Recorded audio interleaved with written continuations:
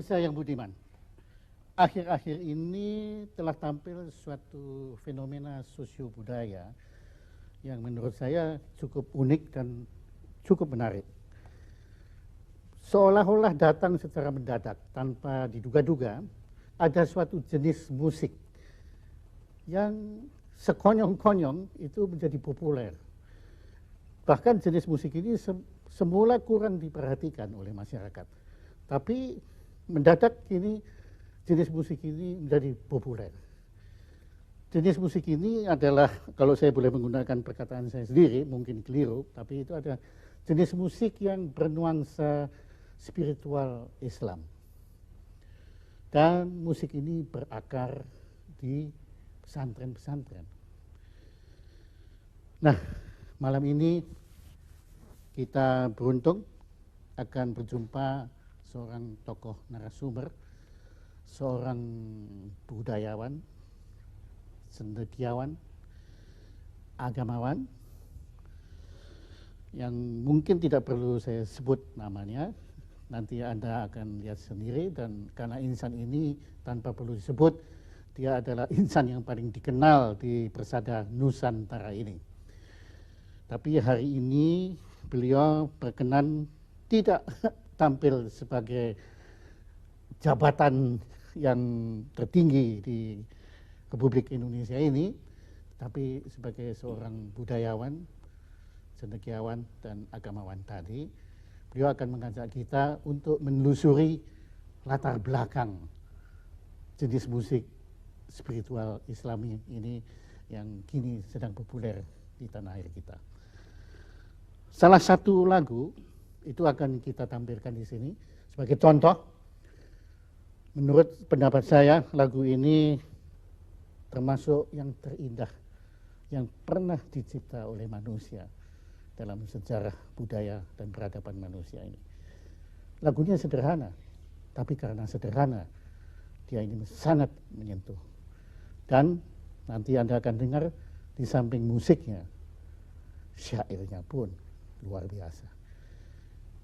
Mari kita coba nikmati lagu ini.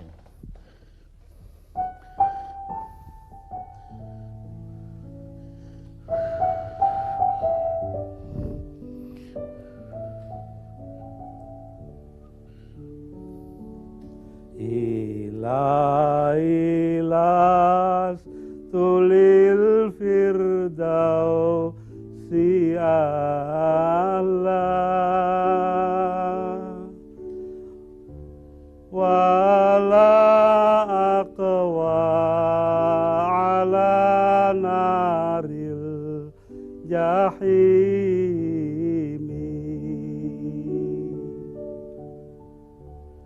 fahabli taubatau waghfir dhunubi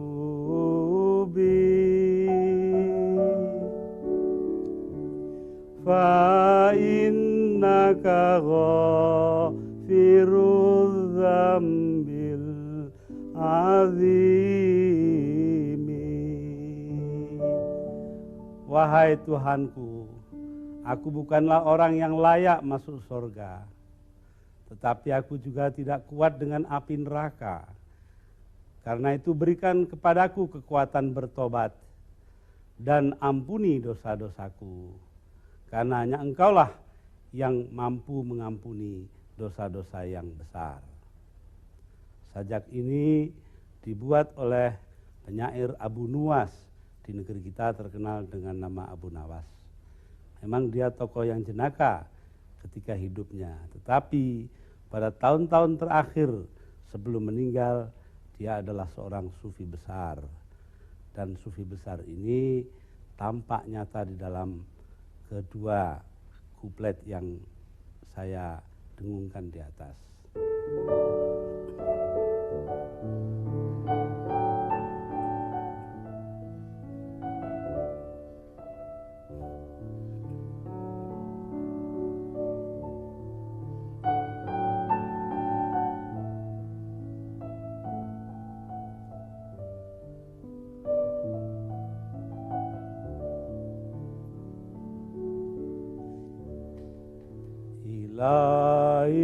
Ilailas tulil firdausi ahla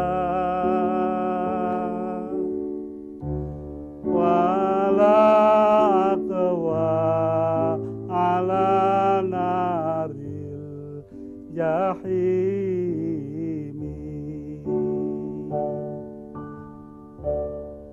fahabli taubatau waghfir dhunubi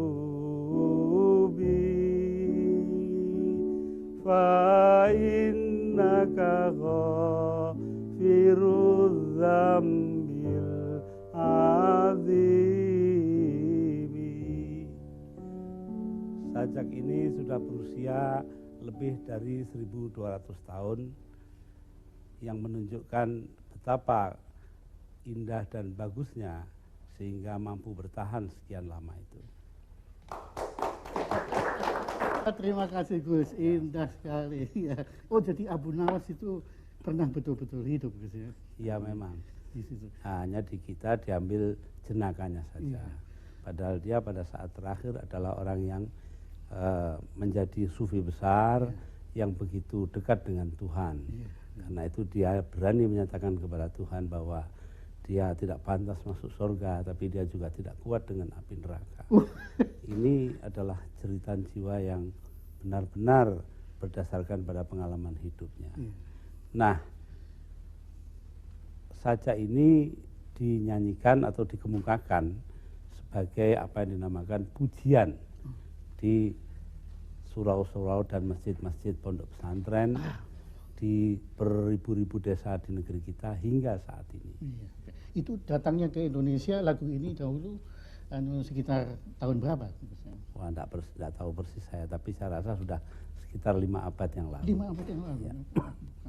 Ini kalau di masuknya kemari ini menyaksikan juga teriring dengan itu timbulnya kebudayaan Jawa. Ini kalau di Jawa ya, yaitu ketika Raja atau Sultan Hadiwijaya berperang melawan menantunya Sutawijaya. Ketika menantunya ini menang, mertua dikalahkan, maka dia lari mengikuti aliran sungai Solo, Bengawan Solo menuju ke Madura ke tempat ibunya. Oh, ke Madura? Iya, maka dia memperoleh katakanlah 40 macam kesaktian. Atau dalam bahasa Jawa dinamakan kanuragan. Dalam perjalanan kembali ke Pajang untuk bertanding merebutkan kembali kerajaan, dia singgah di Pulau Pringgoboyo di Bengawan Solo di sebelah selatan Pacitan, Paciran. Maka di saat itu dia memperoleh katakanlah wisik yang menyatakan bahwa tidak sepatutnya dia kembali ke Pajang untuk berebut takhta. Karena itu lebih baik dia di sana dan mengajar masyarakat. Nah, dari situlah bermula tradisi LSM di negeri kita. Jadi bagaimana mendirikan atau memantapkan pandangan-pandangan di luar pandangan pemerintah. Inilah yang kita perlukan sekarang dalam kehidupan demokrasi kita. Nah, dalam kebudayaan Jawa, peristiwa memperoleh 40 macam kanuragan ini dinyanyikan di dalam tembang yang sangat terkenal, Sigromilir. Sigromilir sang gedek si nonggo pacul kawan doso cacaipun. Jadi rakit yang diangkat atau didukung oleh 40 ekor buaya. 40? Ya, kalau jadi 40 kesaktian itu dianggap 40 ekor buaya. Iya. Kalau dipakai untuk berebut kerajaan, sama saja dengan artinya dengan penumpang rakit yang terjun ke air segera dikejar buaya dan dimakan. Jadi inilah peringatan keras dari sang guru, tidak usah ke sana, ajar rakyat saja. Sultan Hadiwijaya ini kemudian hari dikenal dengan nama Joko Tingkir. Nah itu Jawa itu. Ya, jadi orang tidak tahu betapa dekatnya budaya di negeri kita dahulu dengan agama. Saya rasa begitu. Terkenal sekali tembang-tembang yang dinyanyikan oleh rakyat kita di mana-mana, terutama di Pulau Jawa sampai hari ini, yaitu lir-lir itu dari Sunan Ampel, Raden Rahmatillah. Nah, mungkin Gus bisa sedikit contoh lir itu. Lir-lir, lir-lir, tandure wis semilir, tak ijo royo-royo, tak sanggo kemanten anyar.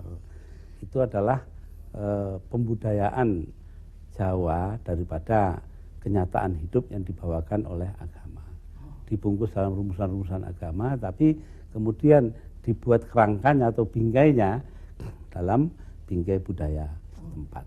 Padahal lagu lir-lir ini kan banyak dikenal sebagai lagu anak-anak. Ya? Lah iya, memang kayaknya anak-anak. Padahal itu buatannya muatannya Sunan Ampel, yang dianggap orang itu berlawanan dan keraton Majapahit. Padahal tidak, karena Dr. Habib dari IKIP Malang menemukan sebuah prasasti di mana di sana ada Sengkolo Kerto Ilang Sernaning Bumi tahun 1400 tahun Soko. Itu tahun di situ diterangkan ketika Prabu Brawijaya V memberikan gelar Romo Bayan Ampel kepada orang mati. Lah itu yang mati itu Sunan Ampel.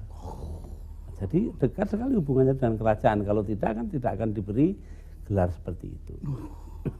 Ya, jadi kita lihat bahwa betapa dekatnya budaya rakyat, agama, dan dengan kekuasaan di masa lampau. Mantap. Gus, tapi kan dari asal dari lagu-lagu tadi termasuk lir-lir dan itu kan berakarnya tentu di budaya, kalau mungkin kalau Gus yang saya bilang budaya Arab ya itu. Ya. Nah, mungkin Gus bisa berkisah sedikit mengenai lagu-lagu budaya Arab yang kuno itu. Lagu-lagu ini sebenarnya sebelum Islam datang, kira-kira 100 tahun sebelumnya, yaitu pada abad ke-5 Masehi, itu telah didendangkan di dalam peribadan setempat yang dinamakan haji. Walaupun haji dulu bentuknya lain dengan haji sekarang. Gimana? Yaitu ya doa-doanya lain lah ya.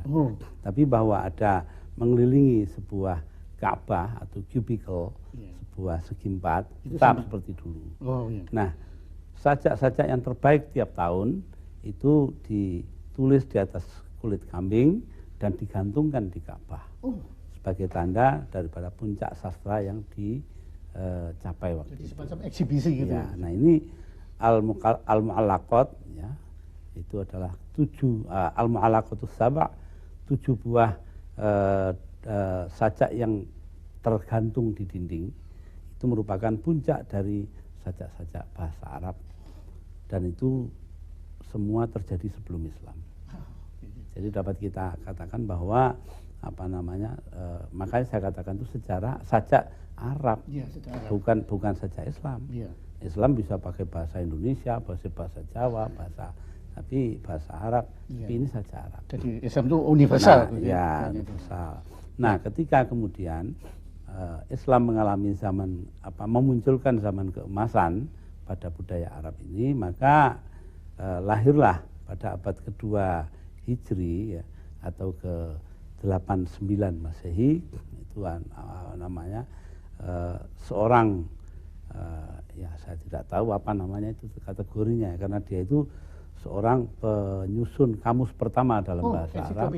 Ensiklopedis. Tidak kamus, Qamusul Ain dalam bahasa kamus, Arab. leksik. 2 jilid ya. Leksikon. Yaitu namanya Al-Khalil Ibnu Ahmad Al-Farahidi. Nah, di samping itu dia juga menyusun sebuah, katakanlah dalam sebuah cabang pengetahuan itu aturan-aturan menyanyikan dan mendangkan sajak. Nah, itu yang kita kenal sekarang. Ilmunya dinamakan ilmu arud. Ya, nah itu ada 16 meter, 16 timbangan. Ya, namanya dalam bahasa Arab ilmu arud. Sampai sekarang masih dipelajari di pondok-pondok pesantren. Itu metrologi itu. Ya, meteorologi artinya meter. Metrum. Ya, metrum. Di situ itu bagaimana bunyi-bunyi ada 16. Dalam bahasa Arab dinamakan bahar. 16 bahar, tapi ya Nah mungkin Saya udah lupa semua nama-namanya. namanya, tapi mungkin Gus ada yang ingat salah satu metrum itu, Nah, ya. metrologi itu. Ya, yang paling terkenal itu adalah yang dibuat oleh Kiai Ali dari Tuban tahun-tahun 60-an. Oh, Yaitu sebelum kematiannya, itu yang terkenal kemudian dengan nama Selawat Badar. nah coba Itu dianggap lagu kebangsaannya NU itu. Artinya selawat kepada Nabi, ya, meminta selawat atau doa kepada Nabi yang dianggap memimpin perang Badar, ya, pada tahun kedua Hijri di Madinah melawan orang-orang yang agnostik atau musyrikin di Makkah. Nah, ketika itu terjadi, maka ahli Badar ini dalam jumlah 313 orang bisa memenangkan perang melawan 2000 orang lebih. Nah, ini setiap orang Islam ini terpojok, ya, katakanlah orang pesantren, maka mereka kembali kepada ahli Badar minta tolong. Nah, waktu itu tahun 60-an kita ini dipojokkan oleh gerakan yang kemudian dinamakan PKI itu. Nah, ketika itulah para Kiai Ali itu mengeluarkan sajak-sajaknya yang terkenal itu dalam bentuk selawat Badar. untuk semangatnya. Ya.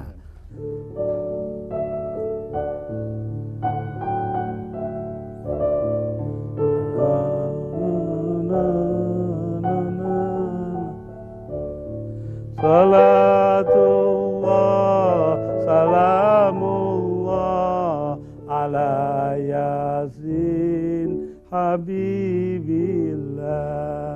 Tawassalna bismillah wabil hadi Rasulillah wa kulli mujahidin lillah bi alil badri ya Allah. Itu apa terjemahannya Gus? Ya, tawassul Nabi Bismillah, kami tawasul artinya menghubungi Tuhan Bismillah dengan ungkapan Bismillahirrahmanirrahim. Ala hadi Rasulillah, dengan petunjuk atau petunjuk dari sang petunjuk yang menjadi utusan Allah. Ala hadi Rasulillah. Jadi sifatnya itu adalah sifat kita minta tolong kepada Tuhan dengan perantaraan nabinya. Yang paling mengenai saya di situ adalah kuplet berikutnya. Ilahi salimil ummah minal afati wan niqmah wa min hammi wa min ghammah bi alil badri ya Allah. Ya Tuhan, selamatkan umat ini dari segala macam kesusahan dan gangguan, dan berikan kepadanya pertolongan ketika menghadapi kesulitan. Apabila kesulitan itu datang, ringankanlah dengan perantaraan para pejuang Badar. Ini Kiai Ali dari Tuban ini sudah meninggal. Kemudian oleh Muktamar NU tahun 89 di Pondok Kerapiak Jogja diberi bintang NU. Pada waktu itu bintang NU diberikan kepada Kiai Ali, kemudian kepada Kiai Umar Burhan di Gresik, karena yang telah memelihara dokumen-dokumen NU mulai dari tahun 30-an sampai sekarang utuh. Sedangkan dokumen Muhammadiyah terkumpul di sebuah rumah yang sayangnya pada saat agresi kedua hancur dan terbakar karena serangan Belanda. Ya, sayang sekali.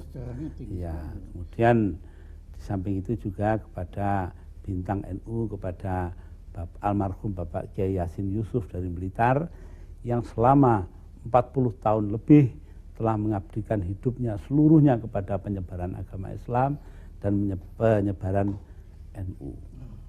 Ini sampai apa yang oleh Marshall McLuhan dari Kanada dianggap sebagai happening yaitu tiap tahun tanpa diundang Pak Yasin datang ke Tuban, tanggalnya sudah pasti semua, maka dia memberikan katakanlah pidatonya yang menarik mengenai Sunan Bonang. Ya, hari kelahiran, kewafatan Sunan Bonang, maka bupati pun siap-siap, panitia bersiap-siap, rakyat juga datang sendiri tanpa diundang, bawa-bawa tikar sendiri, air botol minuman, Happening betul. ya happening betul. Nah itulah, itu contoh Jadi daripada kayak pesta rock di iya, Woodstock di itu. Woodstock dulu, iya. Ya itu. Iya. Dan nama Sunan Bonang, Bonang itu kan ada hubungan, apakah ada hubungannya dengan alat musik? Ya saya rasa Bonang ini adalah nama sebuah desa yang mungkin Iya. dulunya terkenal sebagai pembuat bonang. Bonang. Tapi ya siapa tahu. Jadi ini karena sebetulnya begini, Sunan Bonang ini kan Wali Songo, salah satu di antara Wali Songo, Wali Sembilan. Nah, panglima para Wali Sembilan ini ketika menyerbu Majapahit untuk menyeberangi sungai Bengawan Solo dan Sungai Berantas, ya, itu membuat katakanlah zaman sekarang itu jembatan ponton. Yang mimpin itu namanya Ki Ageng Ganjur. Nah genjur itu kan alat di bawahnya gong di dalam gamelan wayang. Iya. Nah iya, jadi dulu biar kalau gitu bisa bayangkan kenapa? Karena kalau dipukul genjur itu dong jalan, dong stop. Loh ya enggak ada radio tuh dulu. Ya begitu. Tapi bahwa kenyataan bahwa mereka itu menggunakan, mungkin juga Sunan Bonang itu pakai alatnya untuk memberitahu orang banyak, nggak tahu juga saya. Jadi ini menunjukkan keakraban musik dengan pertumbuhan Islam. Oh iya, ya memang. Nah, kami maaf mungkin kami keliru, tapi kami itu kalau mendengar orang membaca Al-Quran, itu kesan kami penyampaiannya itu kan akrab sekali dengan musik gitu. Akan ada melodinya itu di penyampaian. Ya memang Quran itu prosa, tetapi kemudian dia dikembangkan dalam bentuk berlagu. Namanya itu tartil. Nah tartil ini macam-macam lagunya sampai sekarang. Nah kemudian Quran ini pada sekitar abad kedua mulai diberi bentuk suara atau langgam dengan cara baca tertentu. Nah, itu dinamakan Al-Qira'atus Sab'ah, bacaan yang 7. Yang terkenal sampai sekarang di Indonesia ini adalah dari Imam Asim. Nah 7 bacaan ini itu yang paling banyak mempopulerkan di Indonesia adalah saudara Muammar Syed'ah. Itu tartil Quran yang 7 macam itu. Nah ini sebenarnya memulai pembuatan ini adalah namanya Abul Aswad Ad-Du'ali, salah seorang di antara sastrawan Arab yang terkenal waktu itu, yang mendendangkan lagu-lagu Islam. Nah, dia yang menyuarakan ini mula-mula, kemudian terkenal terus sampai sekarang. Bahkan di negeri kita, katakanlah, itu banyak sekali menemui pembaca-pembaca Al-Quran dalam berbagai bentuk dan cara yang baik. Walaupun ya yang karena kita kurang modal mungkin atau kurang pinter membawakan ya, menjajakan. Yang terkenal di dalam dunia Islam di mana-mana itu adalah tartil Al-Quran, bacaan Al-Quran oleh Imam Khalil Al-Qushairi dari Mesir, itu yang azannya ada di TVRI kita malahan. Kemudian yang sekarang belakangan ini terkenal adalah Imam atau oleh seorang namanya Hudzaifi, Al-Hudzaifi dari Madinah. Nah, ya. Tapi tadi secara disirat Gus menyatakan bahwa kita sebetulnya ada juga yang bagus-bagus. Oh iya. Cuma kalah promosi gitu. Ya kalah promosi, dan kita itu senang dengan hanya berputar-putar di kita saja. Tapi buktinya kalau diadu di mana-mana menang. Itu.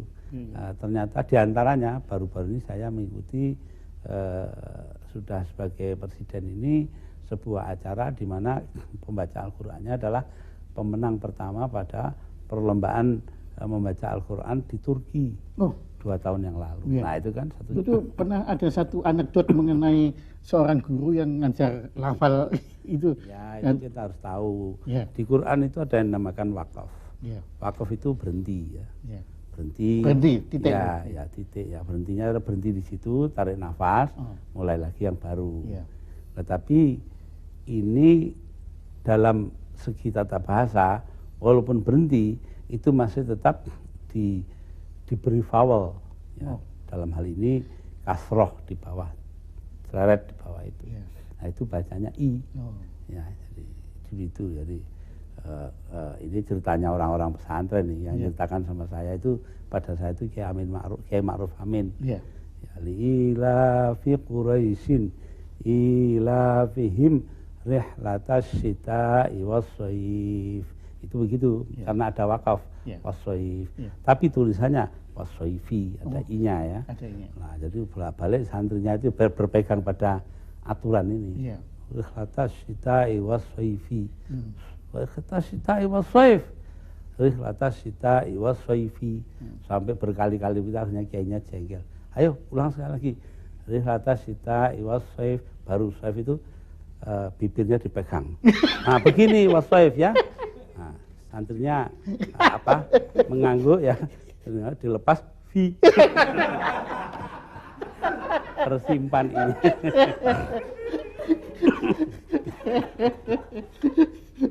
Iya, terima kasih. Nah itu banyak kalau anekdot Quran itu.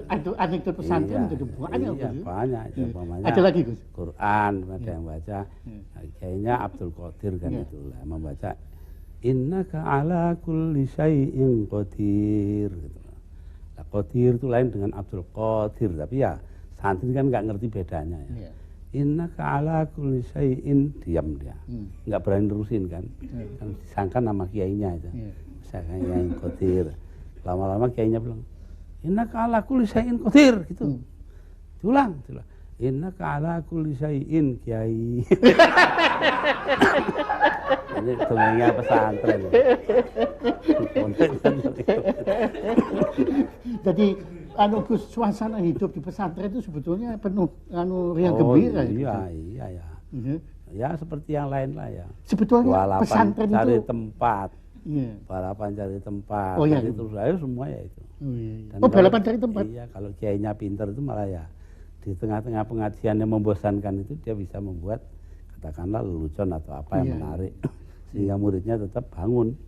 Nah, contohnya kalau bulan puasa itu kan bisa ngaji terus berjam-jam itu. Saya pernah mengatakan dalam sebuah pengajian 2000 orang ikut ngaji. Saya bilang ini dalam Arab itu ya, dot itu huruf dot itu kalau bahasa Jawa dijadikan L. Murtadho jadi murtolo, fardu jadi perlu, wadu jadi wulu. Nah, siapa yang tahu asalnya suru? Suru itu daun yang dipakai untuk sendok makanan itu ya. Semua mikir itu sudu, ya semua aja pikir. Bisa nggak? Nggak ada yang jawab, nggak bisa kan? Lawang asalnya suru ya daun pisang. Oh, semua tahu-tahu semua. Jadi nggak ngantuk, ngaji lagi.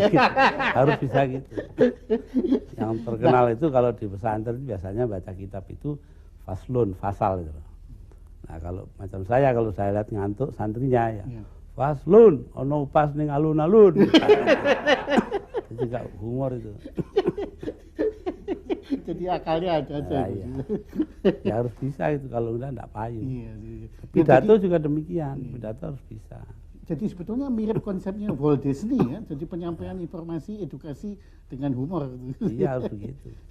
Dulu ada seorang kiai saya ya, itu dilapori oleh keamanan ya, pesantren itu bahwa seorang murid ya yang terkenal nakalnya itu ternyata 2 kilo dari situ sedang mencabuti bulunya mentok itu, ya mentok itu dicabuti padahal punya kiai itu, disembelih dicabuti bulunya, tapi dibuangnya ke saluran air, lah air terbawa air ke pesantren juga, jadi akhirnya ya yang jaga ini kantor uang itu kasih tahu keamanan, dilihat dia diintip itu, pulang bilang, Kiai si fulan ini menyembelih mentoknya kiai. Nah, ternyata tidak ada apa-apa sampai besoknya, ya, sampai 2 bulan. Setelah 2 bulan sampai kepada itu mengenai masalah tata bahasa Arab, grammar itu pada alam itu noun, ya, noun. Nah dia bagi itu, kiainya bilang isim atau alam itu terbagi dua, gitu. Noun terbagi dua, itu yaitu alam syakhs dan alam jenis. Alam syakhs itu kalau di bahasa Inggrisnya itu general noun, personal alam jenis itu general noun, alam syakhs itu personal noun. Nah terus dia habis diterangkan, lalu coba sekarang diuji, bangun fulan, bangun anak itu di depannya. Sekarang saya tanya ya, ini masuk mana? Alam jenis apa alam syakhs? General noun atau personal noun? Mentok. Terus langsung anaknya itu apa namanya? Ya istilahnya Jawanya telusur di depan kiainya itu, maaf yai, ya, jangan diulang. Tahu diri deh. Iya jadi, ya kiai tidak boleh marah. Menerangkan Al-Quran mengatakan walillahil masyriq wal maghrib, semua yang ada di timur dan barat itu miliknya Tuhan. Lillahil masyriq wal maghrib. Malam-malam santrinya nyolong kambingnya kiai, lalu terus disembelih. Ketahuan dia, pagi-pagi dilaporkan, panggil, kamu nyembelih kambing saya. Loh katanya kiai kemarin semua yang ada di bumi ini barat dan timur itu punyanya Tuhan. Iya punya Tuhan. Jangan yang gede, yang kecil ayam aja. Jangan kambing. Nah itulah. Nah jadi itu semua ya. Pesantren itu kan sebagai satu lembaga itu apa sebetulnya? Pesantren itu adalah namanya itu pesantren, tempat santri kumpul seperti pecinan, tempat Cina hidup.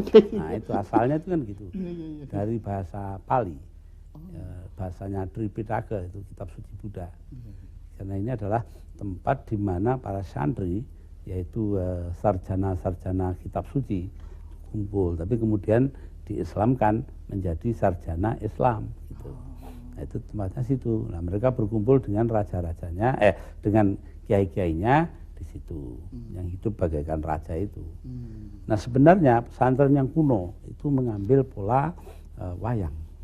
Ya, kalau di wayang itu kita lihat, kita perhatikan ya, sebelah kanan itu Pendowo, sebelah kiri itu Kurowo, gitu. Lalu pertempurannya di tengah-tengah di Kurung Setro, ya, di Puru Setro.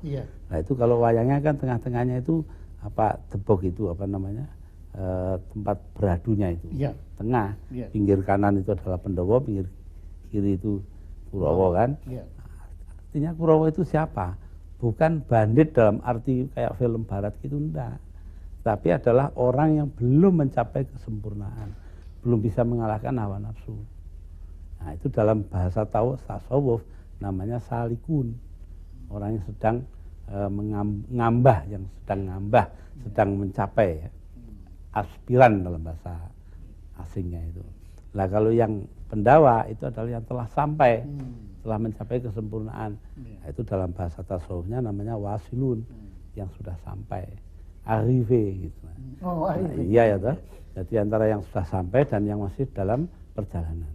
Jadi bukan bandit lawan apa pahlawan, enggak begitu. Yang sudah mapan ya enggak, yang sudah mapan belum. Nah ini apa ya, itu simbolisme budaya setempat ini digunakan oleh kiai di pesantren sebagai pihak yang kiainya mencapai kesempurnaan jiwa untuk mendidik murid-muridnya, mengalahkan murid-muridnya di tengah-tengah, yaitu di masjid, ya, yang sedang murid-muridnya sedang menempuh perjalanan. Itu loh. Nah ini jadi sebelah utara atau sebelah kiri atau kanan masjid itu adalah tempatnya santri. Nah kebalikannya di seberangnya adalah tempatnya kiai. Di tengah-tengah plaza kosong di depan masjid. Nah, itu seperti wayang itu. Iya. Dan itu khas hanya di Indonesia. Iya loh, pesantren adanya cuma di Indonesia. Nah, itu pesantren-pesantren kuno ya, seperti Denanyar umpamanya, itu begitu semua. Jadi kita lihat tuh, jadi dalam memang mereka menggunakan konsep-konsep budaya lokal. Saya tidak tahu yang lain-lain juga begitu. Ya Acehnya, ya Kalimantan Timur itu sebagai budaya lokal. Ya. Dan kalau menurut Gus Dur, pesantren masa depan ini tentunya kan beda masa kini dengan masa lalu itu. Dari pesantren masa depan kira-kira nanti bagaimana? Saya tertarik dalam hal ini kepada sebuah ungkapan dari Al-Quran. Wal takum minkum ummatu yad'una ilal khairi wa ya'muruna bil ma'ruf wa yanhauna 'anil munkar. Hendaknya ada kelompok di antara kalian yang mengajak kepada kebaikan, memerintahkan apa yang menjadi kewajiban agama dan mencegah apa yang menjadi larangan agama. Nah sekarang yang dua ini, memerintahkan kewajiban dan mencegah larangan, dijalankan, tapi yang pertama enggak itu loh. Yad'una ilal khairi, mengajak kepada kebaikan. Ya mungkin ajakan kepada kebaikan apa itu namanya moralitas saja. Padahal kan luas kata kebaikan itu. Ya, khair itu luas sekali. Nah, dalam hal ini saya beranggapan bahwa umpamanya saja pengembangan masyarakat atau community development. Ya, itu penting sekali untuk digarap. Kalau enggak nanti pesantren kan kehilangan basis. Kenapa? Karena pesantren itu kan hidup atas bantuan dan dukungan masyarakat. Nah, kalau masyarakat merasa perlu mendukung pesantren, dia dukung, dia berikan dukungan. Kalau tidak, ya tidak. Nah, kalau masyarakatnya dibiarkan, dia akan mencari katakanlah dukungan dari pihak-pihak lain ya. Nah, itu apalagi dari pemerintah kan. Maka pesantren tambah lama tambah kehilangan relevansi. Karena itu saya sejak mula pulang dari Eropa Barat di sini itu berusaha untuk mengadakan pemajuan pesantren melalui upaya memajukan masyarakat juga. Jadi community development. Jadi bersatu. Ya, saya mulai dengan menawarkan program kepada LP3IS waktu itu namanya pengembangan masyarakat melalui pondok pesantren. Mula-mula dipimpin oleh saudara Dawam Raharjo, ya, kemudian Abdullah Sarwani dan seterusnya. Nah, sekarang sudah umum, sudah ratusan ribuan malah jumlah pesantren yang ikut serta di dalam hal ini ya. Saya masih ingat itu. Jadi ya, perjuangan yang membuat saya lupa lain-lainnya. Ya waktu itu ya saya tinggalkan seluruhnya, termasuk waktu itu upaya untuk mencapai gelar S2 ya. Saya tinggalkan semua untuk kepentingan menghidupkan kembali pesantren. Ya. Wah itu kan proyek kolosal. Ya, di Indonesia pesantren kira-kira ada berapa? Sekarang ini ya sekitar 8.000-an. 8.000? Iya. Kalau sekarang kira-kira sampai 3 juta santri ya. Makanya daerah kalau lagu-lagu pesantren sekarang masuk ke masyarakat. Iya. Nah, ngomong-ngomong tentang budaya Jawa tadi, bagaimana budaya Jawa ini menangkap makna dari masukan dari luar ini. Jadi rupanya lagu-lagu Arab tadi, lagu-lagu Arab yang spiritual Islami di Jawa juga ada yang dengan teks Jawa, Gus ya. Ada, umpamanya yang terkenal sekali adalah Tombo Hati. Itu dari sajak yang diciptakan Imam Ali bin Abi Thalib karamallahu wajah, itu diterjemahkan oleh Kiai Bisri Mustafa dari Rembang sebelum beliau wafat. Ayahnya iya, Mustafa Bisri. Mustafa Bisri penyair itu. Itu kalau, maksudnya adalah kehidupan kita diatur oleh hal-hal seperti itu. Jadi harus dekat dengan ulama, harus membaca Quran tengah malam, harus kuat nahan lapar dalam bentuk puasa dan sebagainya. Jadi ajaran untuk patuh kepada. Ya untuk asketik sebetulnya. Asketik. Ya, kan main.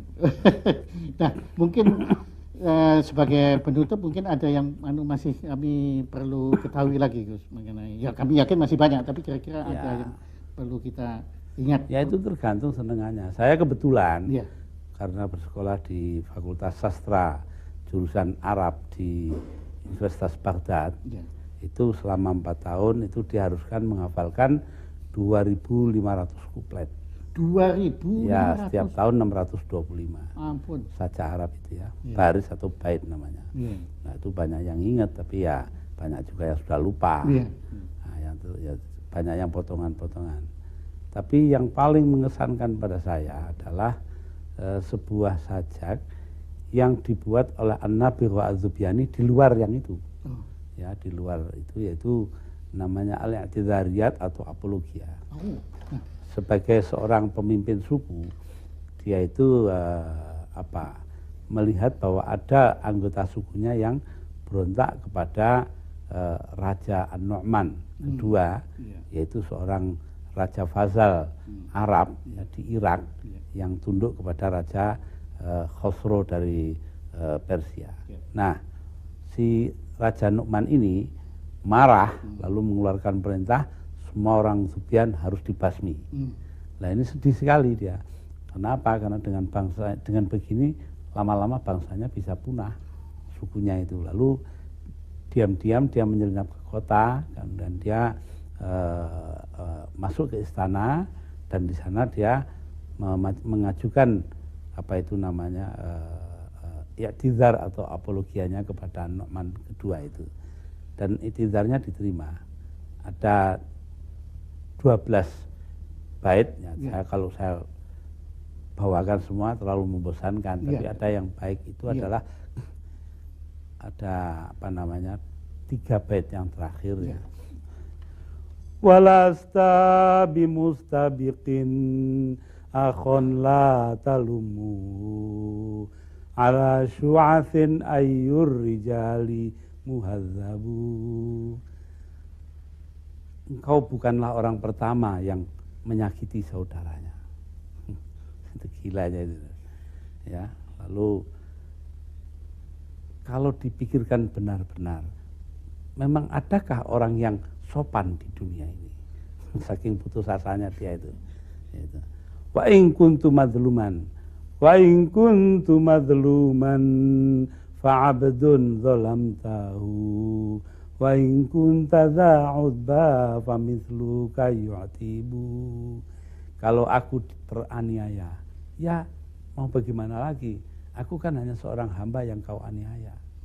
Wa in kunta dza'udba famithluka yu'tibu. Kalau engkau adalah orang yang memberikan maaf, maka hanya seperti engkau lah yang bisa memaafkan. Nah, diteruskan ini umumnya diajarkan di pesantren. Fa innaka syamsun wal muluku kawakibu idza tala'at lam yabdu minhunna kaukabu. Engkau bagaikan matahari dan raja-raja lain bagaikan bintang-bintang.